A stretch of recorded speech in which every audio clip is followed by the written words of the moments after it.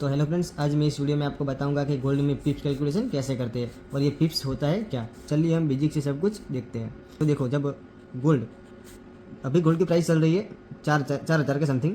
तो जब गोल्ड 4,000 से 4,010, ये 10 पॉइंट का मूव हुआ, 10 पॉइंट का मूव हुआ।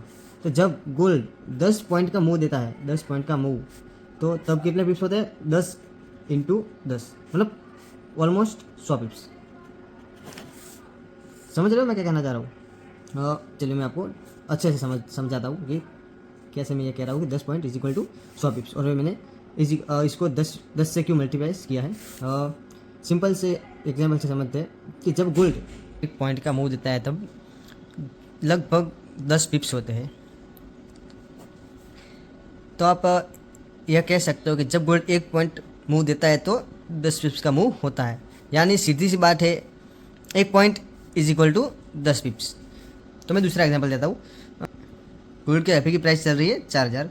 तो जब गोल्ड 4,020 जाता है तो ये कितने कितने पॉइंट का मूव हुआ?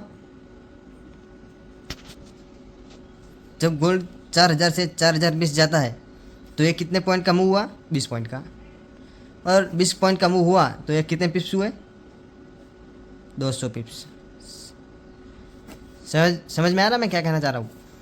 चलिए मैं फिर से समझाता हूँ। मान लो कि अभी की गोल्ड की प्राइस चल रही है 4,000, गोल्ड 4,010 गया तो ये 100 पिप्स हुए। कैसे हुए मैं आपको बताता हूँ।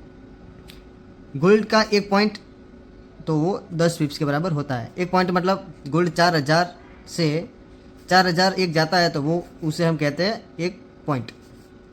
और एक पॉइंट इज इक्वल टू कितने? 10 पिप्स। समझ में आया मैं क्या कहना चाह रहा हूँ?